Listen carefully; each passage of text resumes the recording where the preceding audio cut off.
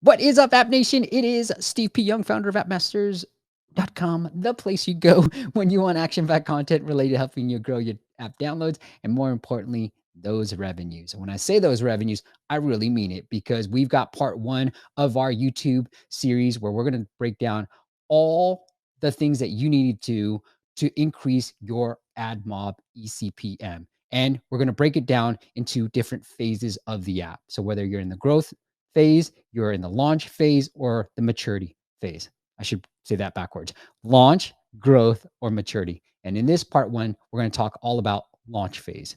What are the things you need to do to increase your AdMob eCPM? And joining me for this entire series, because I don't know that much about AdMob, is Sid from AppBroda. They are the company that's going to really help you increase those ad revenues. So go check them out. It is AppBroda.com, also linked up into the YouTube description. Sid, welcome. Hey, Steve, how are you? I'm good, my friend. Let's break it down. So you have the floor, my friend. Where do we start? We just launched an app. It is out there. Maybe we're getting a handful of downloads every day, but where do we go from here? Help me make more money, Sid. Sure, man, and that's why we're here for, right? So let's sort of break it down a little further, right? When you talk about launch, what does that mean, right?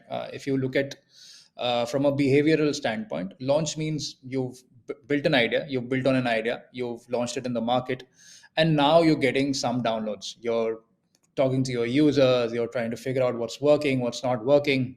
A couple of ways to identify and to understand if you're in the launch phase is first, you'll have a lot of new feature releases that you're going to be talking about. You're going to launch new features, test it out in the market, get feedback. The second thing is you'll have a lot of updates because you'll have bugs, issues that you'll keep on launching, right?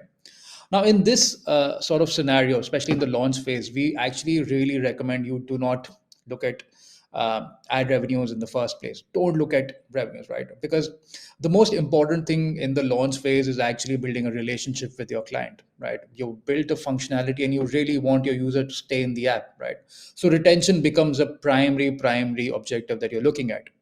Now, another reason why you should stay away from monetization in the early phase of your launch is because this is also the time where a lot of cases of invalid traffic come in your app. And to ensure that, you have to make sure your app's supremely clean. And ad is one of the main reasons why your ad limit comes in place. So, again, try and stay away from it as much as you want. But if you've got your app figured out, you've got your retention in place, you're completely policy compliant, great. Then let's talk about step one. Now, the first thing, and I'm sure you would have already done it. If not, we definitely recommend you start integrating Firebase. Why? Because it helps you understand a lot of core metrics. It's a free tool, man. There's no harm in integrating, and it's a Google supported product. It seamlessly integrates with AdMob. It gives you very core features, right? Again, like I said, retention is the primary metric that you should be looking at. Build a very strong foundational retention that's stable across your users. Now, so strategy number one is formats. Formats is an extremely understated optimization strategy, but I think it's the best optimization strategy to look at when you're in the launch phase. Um, when you're looking at formats, you've got to sort of evaluate each format and what it brings to you, right? You've AdMob in the recent 2 years has actually done a lot in terms of formats. They've upgraded their formats massively, and they've kept on doing it over the years. And we hope to see a lot of new formats going in place. To give you an example, Banner, the oldest format in the industry, has actually had an upgrade twice. The first is a smart banner where the height was fixed. Then they've upgraded from a smart banner to an adaptive banner where the aspect ratio is fixed. Now, the reason why they've done is that banner, because of different aspect ratios, because of different devices, there's a lot of white space that comes across. So, because of that, they've actually upgraded to an adaptive banner where your aspect ratio is fixed. And with each device, it automatically adjusts and takes up the screen space. The other reason, and this is something that we've noticed internally, is that an adaptive banner also takes up more demand. If you look at an adaptive banner format, you can see it's not a static image. You do get video ads in it as well, and you've got a lot of native ads. So it's always understood that it might increase in eCPM. So a good test to do is to run a banner placement and an adaptive banner, split an audience 50-50, and understand how it works. It might be that in some cases, banner is doing better. In some cases, adaptive might do better. So understand that audience and do it better. Now, The other thing, and another very important format is interstitial, right? In an interstitial, and this is again a very common thing that developers do, is an entry or an exit interstitial. Now, an entry and exit interstitial now are both banned. It does not work. Policy violation, straight. But to sort of ensure that you still make money through it, Google has launched a new format called App Open. The app open format is designed in such a way that every time the user comes to the app or leaves the app and returns to the app, you can show an app open ad. And this has actually proved to be a very high CPM format. So look into it, understand if you've got opportunities to do it, right? Rewarded video, without a doubt. Games have an obvious logic to do it, but even apps can do it. Let me give you an example. Now, a lot of times photo editing apps have the option to actually maybe show newer, maybe have premium versions of their formats that they can show filters, right? Now, instead of actually putting it under paid wall, you can actually put a watermark, and to save that file and to remove the watermark, you can launch a rewarded video. That's another very intuitive way that you can drive up your ad revenue. The second strategy is placement.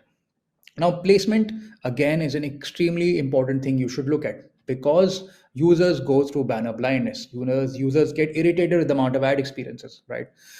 We've been doing this recent study where a lot of top apps that we go through, one of the biggest things that users complained about are ads, right? The users now getting more aware of how it comes. So he needs a better ad experience. So listen to him carefully, understand what they're saying in the reviews, and build a better ad experience. Do an A/B test. Look at bottom placements, top placements, interstitial after every 2 clicks. Another thing that you sort of should be aware about, when you're putting an interstitial ad, for example, in a placement, and you're a game and you're launching the start of the game. Now, as soon as you launch the game, there is an interstitial. That's a really irritating experience for a user, because he's actually expecting to start playing the game. That's what he's clicked on. So try and make sure you end the game with an interstitial. But again, these are strategies you have to test out for each of your audiences, understand. So two strategies that work really well in the launch phase are formats and interstitials. Supremely helpful, supremely useful. Also ensures that you don't have low chances of resulting in invalid clicks or invalid activity. So please focus on that. Try and do that. Two things you should definitely not do in the launch phase: mediation and multiple calls. Very strong reasons for it. You realize in the launch phase you'll have small audiences. There's no right number, but let's assume you have a 10,000 ad requests a day. Now, in Google's ecosystem or any ad network's ecosystem, those audiences are really small, right? They need a considerable amount of audience, a considerable amount of time to study your audiences to understand what kind of ads they're reacting to. And if you look at any ad network in the market, I'm sure you will not be able to say that any ad network is better than AdMob in terms of either scale or eCPM in the launch phase. In the launch phase, make sure don't look at mediation, don't look at multiple calls, just focus on formats, just focus on placements. That's about it. That's our recommendation. I love it, Sid. Hey, are there types of formats and placements that you recommend that we have, whether it's an app open format that we should think about? I know it's a new format that Google just launched, or banners, like definitely have banners because it works for multiple apps. It doesn't matter if it's a game or a non-game. Are there different formats and placements that you're like, on launch phase, you should definitely have these ones? I think in the launch phase, banner becomes, I think you should try each format, one placement. So try an interstitial placement, try a banner placement, try a Hmm. rewarded placement.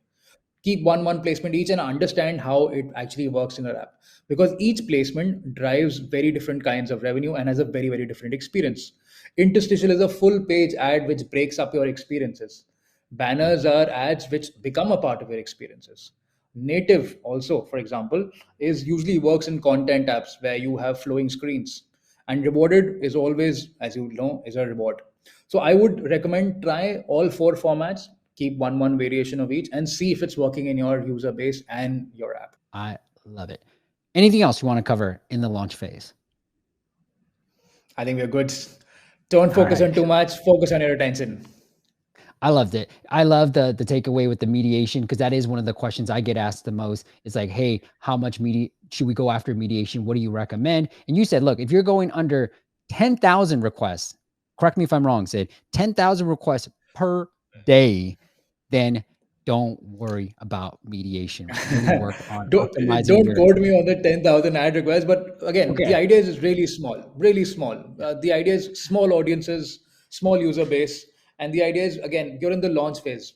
Don't focus on the ad request, but figure, because you're going to be doing a lot of updates, then don't Mhm. do mediation. Don't do mediation, because that's an extended strategy. Your app has to have a history of users before you get into mediation. Ah, I love it. Okay. Once again, it is appbroda.com, appbroda.com. They're going to really help. What I really love, actually, let me tell you this. What I really love is they're going to help you analyze your app. They're going to make suggestions on placements, on formats, and then they're going to really tap you into the Google AdX ecosystem and inventory so that you can increase your eCPMs. If you don't believe me, go check out the website. You'll see a lot of case studies on there. So once again, it is appbroda.com. And join us for our next video in part 2, where we're going to talk about your growth phase. Maybe, Sid, maybe we start thinking about mediation here. What do you think? Maybe? Without a doubt. Something Without a that doubt. just All cannot right. happen in that way. All right. Make sure you tune in, say subscribe to this particular channel, and join us for part 2, where we're really going to break down the growth phase of your app and how do you increase your AdMob eCPM. All right. Until next time, I'll see you on the next video.